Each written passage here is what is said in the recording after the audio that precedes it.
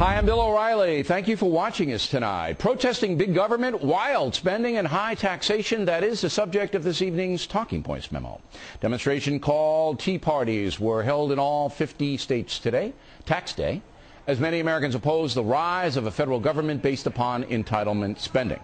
Protesters blasted the Obama administration for running up huge debt by bailing out corrupt and poorly run companies, and the protesters oppose the entitlement society the president espouses. However, Mr. Obama did get elected based upon his entitlement vision, so clearly many Americans support a big government colossus. Also, it's true that the administration is changing the federal income tax code.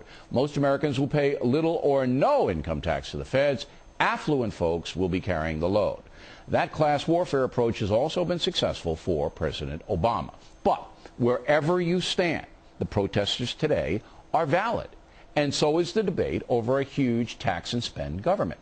While the federal tax system does favor working Americans, the state system does not, as many states like California and New York are on the verge of economic collapse. States run by liberal administrations have increased entitlement spending so much they simply can't pay the bills, so they must raise taxes on everybody.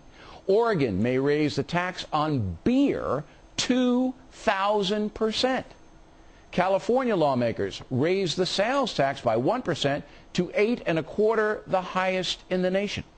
New York has raised homeowner taxes dramatically, driving some people from the state.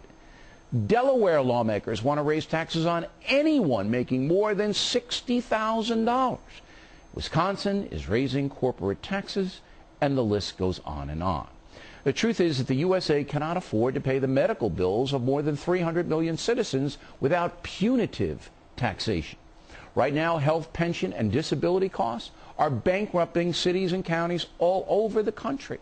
And high corporate tax states like Michigan and Massachusetts will soon be losing even more jobs as companies move out.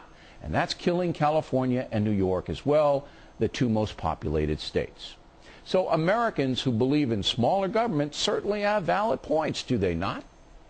Of course, the liberal media doesn't want to hear that.